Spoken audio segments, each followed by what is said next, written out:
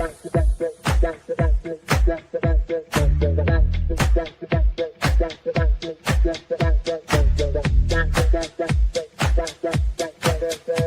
Connections Radio presents. This episode of the PR Connections podcast is brought to you by Classy Communications PR and Advertising. Classy Communications provides public relations and marketing solutions for businesses, professionals, and nonprofit organizations. They can deliver the true meaning of your business with press releases, social media marketing, web development, email marketing, book publishing, and much more. Wherever your potential clients are, they can help you connect with them. Visit classycommunications.net to learn more about their suite of services that can help your business stand out from the rest. Classy Communications is your solution for business success. Hello, everyone, and welcome to PRConnectionsRadio.com, the voice of new media. My name is Guy Dawson, and I am your host. And I have the privilege of introducing a person who is the grandson of one of the significant heroes in America. This is Todd Haley. He is the grandson of Alex Haley, who is the author of the legendary book Roots. By the way, for those of you who don't know, there is going to be a celebration of the 50-year anniversary of the publishing of Roots in 2026 in August. And of course, the miniseries, which was one of the largest, most viewed miniseries in the history of television, is going to be happening in January of 2027. But yes, so essentially Todd Haley is a direct descendant of Kunta Kinte. I am privileged to have the opportunity to speak with the grandson of really, as I mentioned before, one of the heroes in this country. Welcome to the PR Connections show, Todd. How you doing today? I am fantastic. And so as the grandson of Alex Haley, that is a really significant thing to have that lineage, especially with Roots being such a phenomena. Both the book and the miniseries, I think, really changed the world. But you actually were not born at the time when. No, I wasn't. I wasn't born until the 80s. I was born in actually 1980. So I missed the big I missed the big fanatical of the time when it was released, and I also missed the spectacular of it going on for almost 8 nights. It played on I guess at the time there wasn't that many channels, so I guess they had to tune in to watch all of them. So now if they were to do it, it'd be like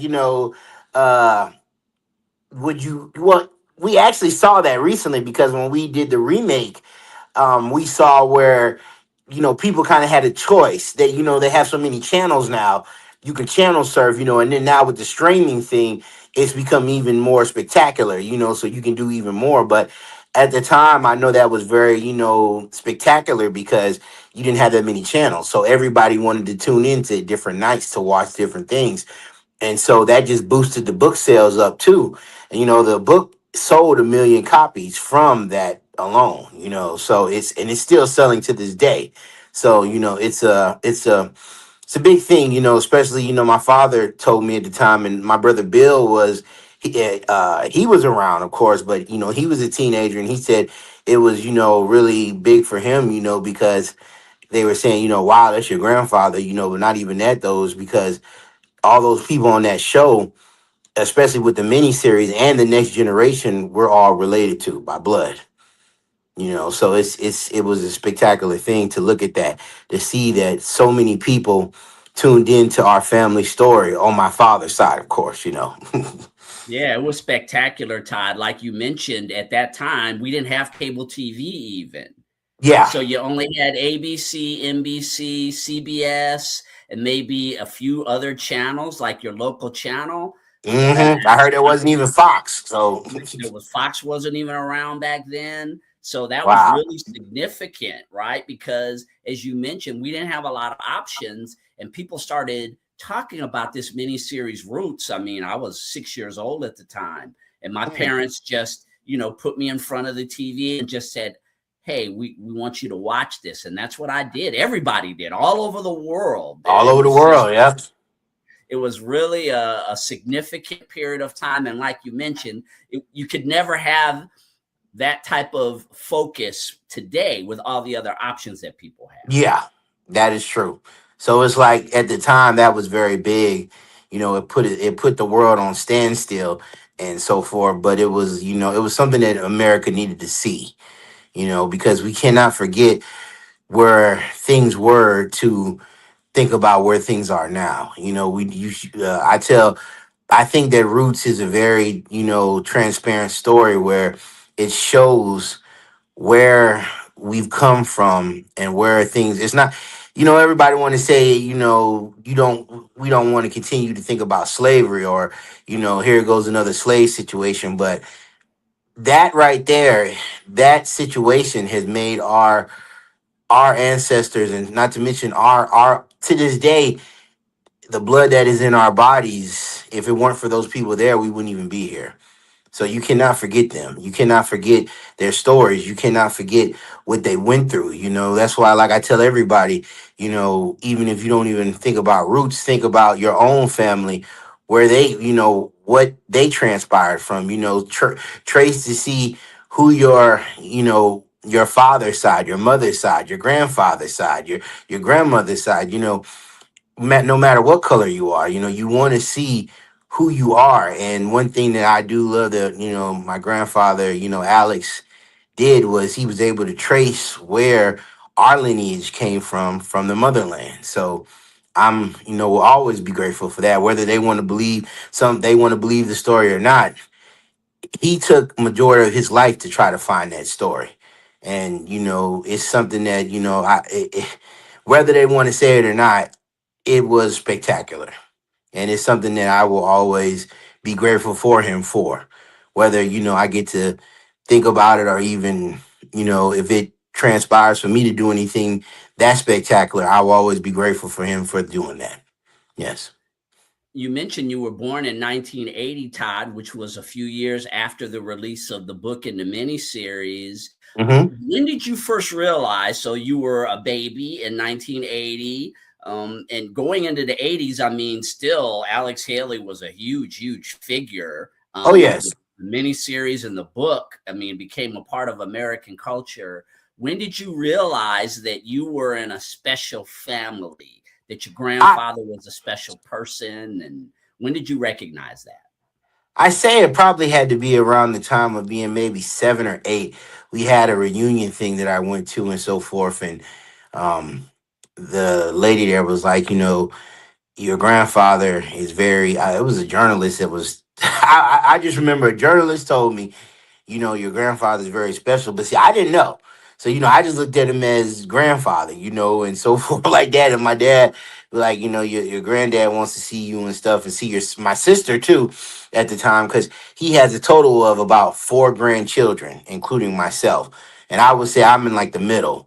Yeah, the middle of all of them. But, you know, um, I say maybe, like I said, around 7 or 8, when I was at this function, and they said, your grandfather is a very um, big author and so forth. And I didn't really know too much about Roots. I mainly learned about it more when I was in, say, middle school, grade school, middle schools, maybe around like fifth or sixth grade. I actually started to see, what he did for society. And I knew my father would always tell us about the different stories about Roots and stuff. And he always made it very transparent to be proud that we were black, that we were Black Americans or African Americans, whatever you want to call yourself these days. But it just made me feel very special that I was able to know that I knew my history and I knew where I came from. Because I actually, speaking of my grandfather, I took more on to his book maybe in high school of Malcolm X.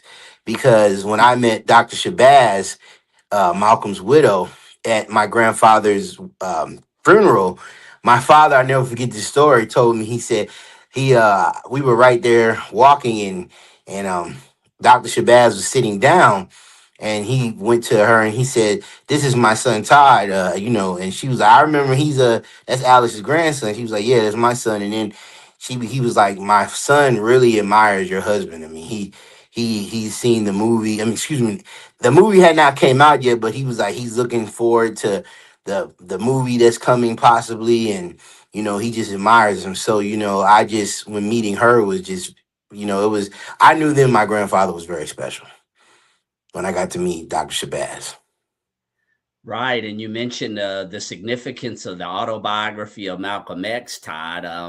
That book in itself really established Alex prior to Roots as Oh being a yeah, really significant figure, and that autobiography was, I mean, it's just phenomenal. The oh way yes, that he told a story, and the fact that he was able to memorialize. I mean, it actually didn't come out until after Malcolm passed Malcolm away, passed and I've away. heard Yeah, the story that Malcolm actually sort of predicted his passing because he said, "Man, I'm never going to get a chance to read." So this is really interesting that I will never probably get a chance to read this book that you're writing about me. yeah. And that, yeah, it's just a really another significant piece of African American or Black history, and really American history. A lot Because of people don't know that, at the time, my grandfather was a writer. So, he wrote a lot of the actual, at the time, a lot of the Black prolific people in that time. He interviewed them from Martin Luther King to Muhammad Ali to Sammy Davis Jr. to Miles Davis, and he interviewed them for the actual, at the time, the Playboy. He was interviewing them for Playboy because Playboy at the time, even though of course we know about the nudity pictures, but they were very big on articles.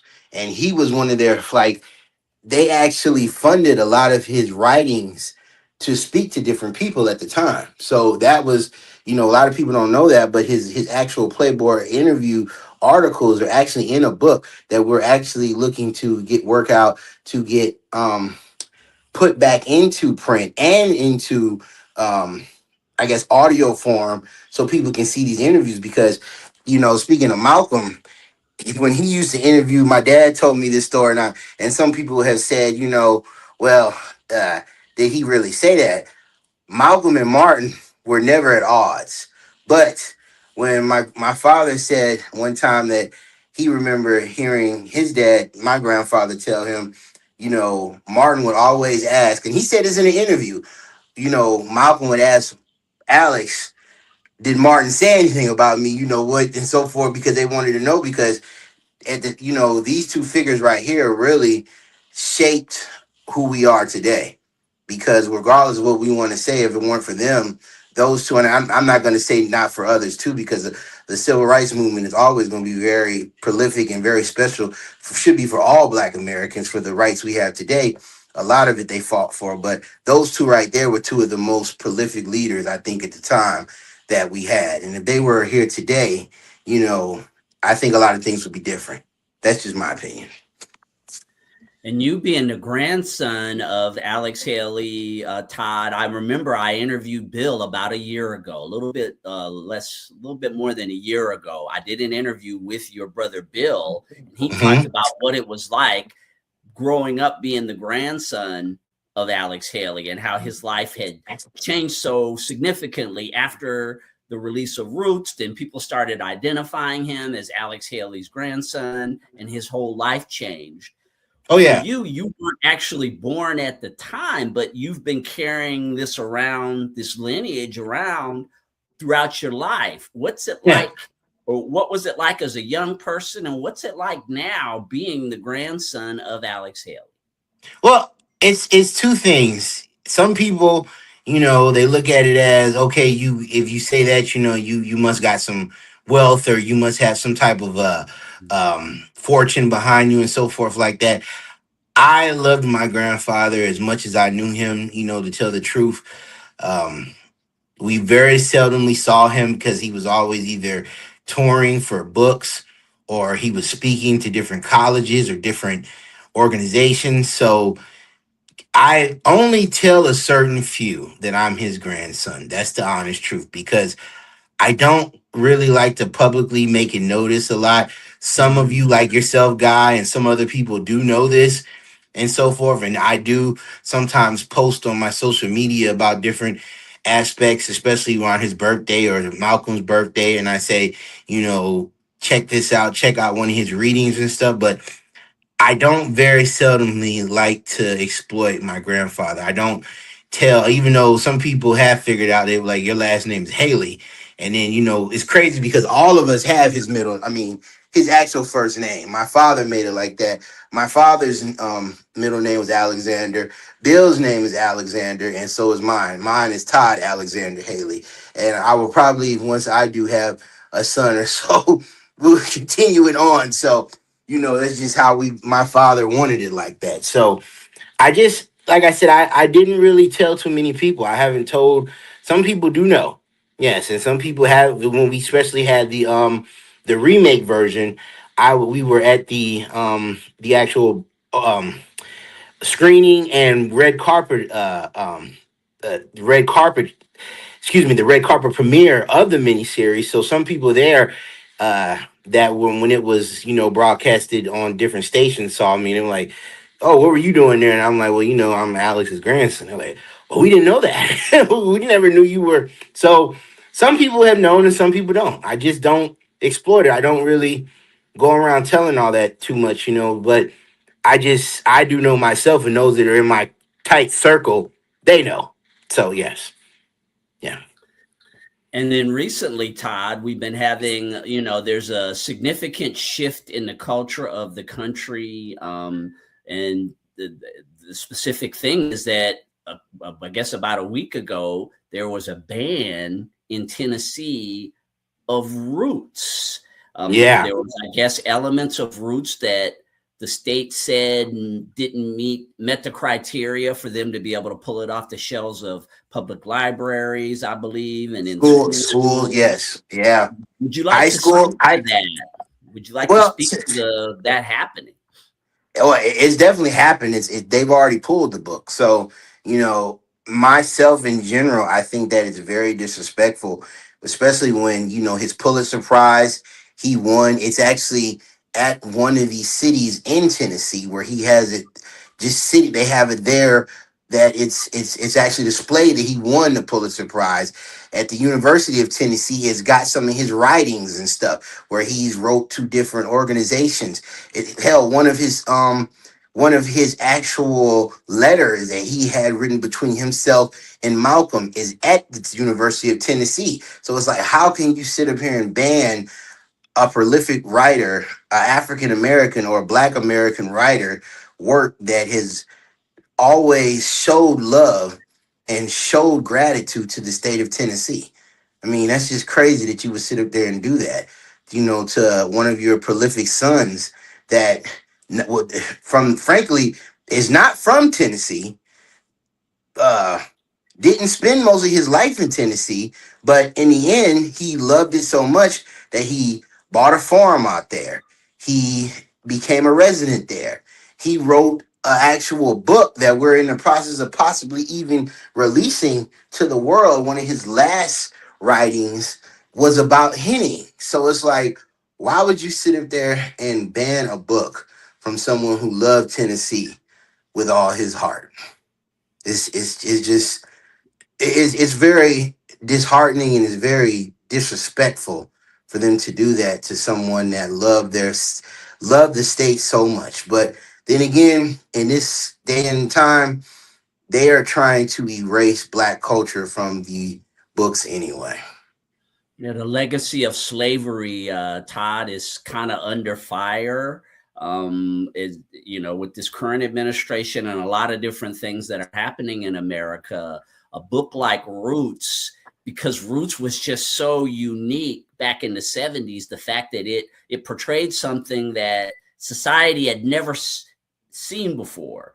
I mean, slavery is a big part of the history of this country, but for Well, it that's the thing, actually they to don't. be portrayed was just it was a completely unique thing. And now it's just interesting to see something that was that raw and unique be under attack the way that it is.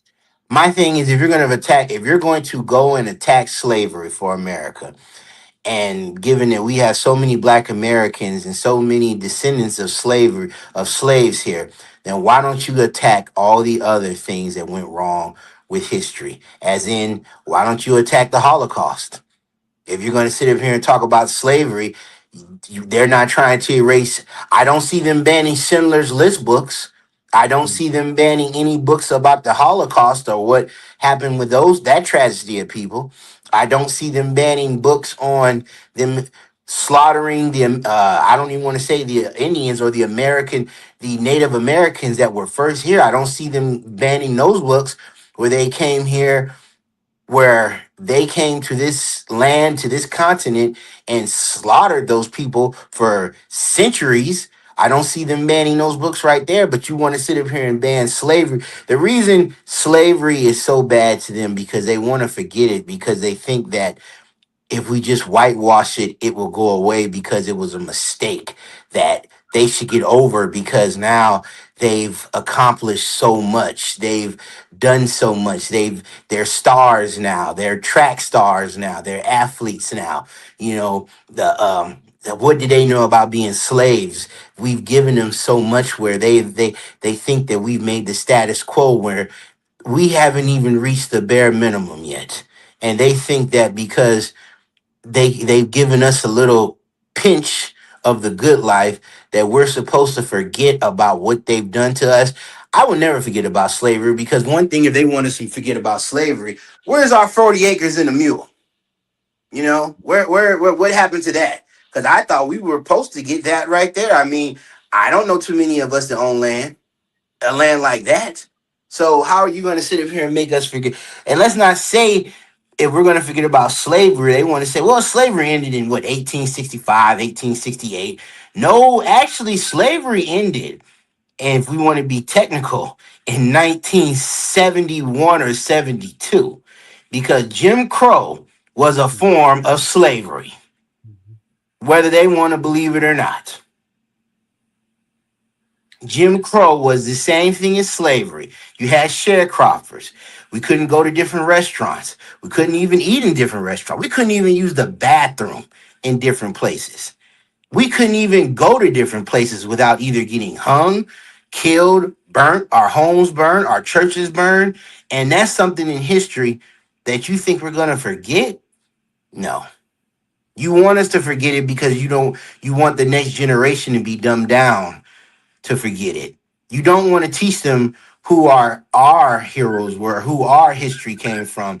But that's why we have to teach our children ourselves. One thing that I do admire about my mother and father is that I didn't learn about this type of stuff in school. They insisted that I learn it from them. And that's something that I will cherish forever. And it's really, again, with this being such a significant couple of years here, Todd, with the celebration of the publishing of the book that's coming up in August, and of course the mini series in 2027. I think there's going to be a heightened awareness of the importance of roots. Yes. It's sort of a reawakening for those of us that were around when it came out, and maybe an awakening for the younger generations like yours. How do you think this celebration and a lot of the things that I know you and your brother are working on, me being a part of the Alex Haley Roots Legacy Foundation, what do you see the impact of the work that we're doing, what that will be on the world and our country in particular? The thing is that we have to continue to let the youth know who we are. We have to let the youth know. I'm 45. So I have to look at the next generation that is 14, 15, 13, 10, to let them know. Because my generation, we do know some things. We do know some more than the next generation. And the thing is, with Roots, and even with the autobiography and any of the works of any Black author, especially given that with Roots, is to keep the awareness going, because a lot of these kids have not even seen the actual miniseries, to be honest with you. They never even seen the book. So And that's the thing, for them to want to generate and to look and to even consider reading the book is to get them excited in other ways, where we're working on, like you said, we're trying to work with your organization to push, for the new book, to get a new book out there, to go speak to different schools and universities, to speak anywhere that is possible, where someone will come and listen, and to see that they're trying to whitewash our history from the books. They're trying to whitewash. They're trying to make it seem like it didn't happen. They're trying to make it seem like it was something that was a mistake that they don't have to pay for. And that's not going to happen. We're going to continue to let the awareness know that we're not going anywhere, that our history isn't going anywhere. If you're going to take away our history, then you're going to take away the history of the Pilgrims. You're going to take away the history of Alexander the Great, of the Romans, and I'm not anti-Semitic, but you're going to take away the Holocaust. Because if you think that if we're going to lose our Holocaust, then they're going to lose theirs too. Because there's no way you're going to silence us and dumb us down to make us think that this is not going to continue. And we're going to fight to make sure that we try to keep. It's not so much my grandfather's, it is his legacy, but at the same time, it's all of our legacy. It's all Black Americans, FBAs, ADOS, whatever you want to call yourself. It's all of our history. And the thing is that we have to remember to bridge the gap with our African brothers over there, because in the end, we're all the same. They look at us all the same. They're not just gonna, I mean, to them, they're gonna say, okay, he's a Black American, so excuse my language, but he's a nigger. Well, no, they all look at us, they all think we look the same, they all think that we just, it's sad to say, they think that they can just dumb us down, give us a little crumbs, and then we forget about it. No, it's not going to be forgotten. We're going to continue to do anything we can for the continuation of this year till next year, till they get in their mind that we're not going anywhere. With a new book, with speaking, we're also, I'm sure we're trying to work on the actual stage play for Roots 2 to get that into, mainstream. And then hopefully, if we can get it into a stage play, and it's I'm no I'm definitely sure it will be a success, that it will, hopefully, if it's like that, and the people that are behind it, the same company that instituted, what is it, Lord, they just slipped my mind, that they were the producers Hamilton. of it. Hamilton, yes, the Hamilton. same producers of Hamilton, where it could be as big as Hamilton, where it can go worldwide and be a success just as Hamilton, because it's not so much about the funding or the what you get back as far as the monies from it and stuff. It's more about trying to keep a name and a legacy going, and to let awareness know that slavery, well, it was very evil and it was very detrimental to society, but we cannot forget about that, though. We have to continue to remember that where we came from, we don't want to repeat and go back again, ever. And so you cannot Yeah, forget those people. yeah. If you don't remember your history, right, you're doomed to repeat it. There you go. Frederick Douglass says something of that nature. If you don't remember where you came from, or something like that, he said, because you don't want to go back there. We don't want to go back to that. I mean, I know we never will, because we're not our ancestors, but at the same time, the way this government, the way this country is trying to make us forget certain things, it's like, you know, okay, it happened, so let's just move on from it. No, that's not how it goes. You're not just going to make us forget about it. You can give Juneteenth a special holiday all you want to. You're not going to make us forget about it. You can give us off on Juneteenth, make it a national special holiday, even though, to be honest with you, that was not the day that slavery ended. But that's, those that really know. And those that don't know, they just don't know. Well, Todd, it was a pleasure to get a chance to speak to you today about your grandfather and his legacy and the impact. I mean, beyond roots, again, Alex Haley played a significant role in the culture of this country and our community in particular. And I'm just excited for the celebration, Todd. It's things that we're going to be doing over these next couple of years.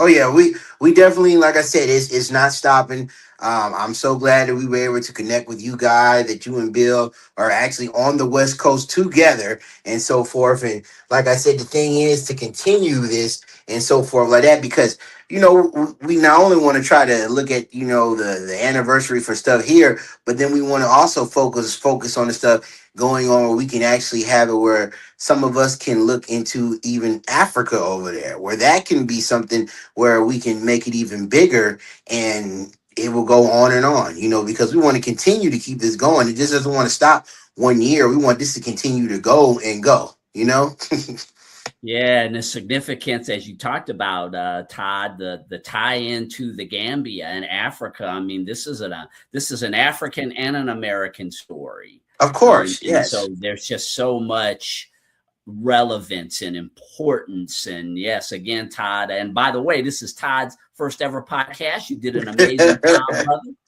Thank you. I appreciate that. I definitely do. I appreciate that.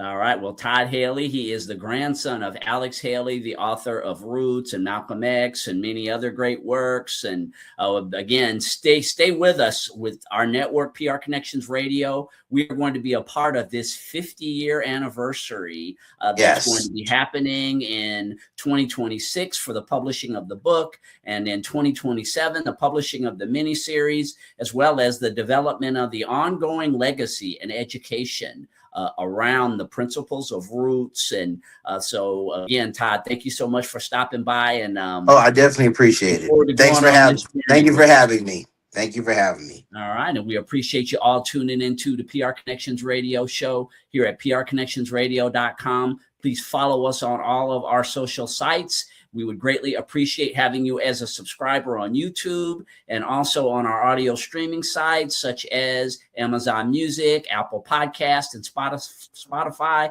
Please leave a review of the podcast. It enables us to continue to bring you all the different shows that we host on the network, this content that I know you enjoy so much. Take care of yourselves, and I will see you soon. Voting is more than just a right, it's a powerful tool for change. Every vote counts and every voice matters. Voting protects your rights and helps to build a better future. And it's a way to hold our leaders accountable. Voting isn't just about the big elections either. Local elections impact our daily lives. It is important to study the candidates and the issues in order to make an informed decision. Don't sit it out. Your vote is your power. PR Connections Radio thanks you for watching this podcast. Check out more episodes of this show and our others at prconnectionsradio.com.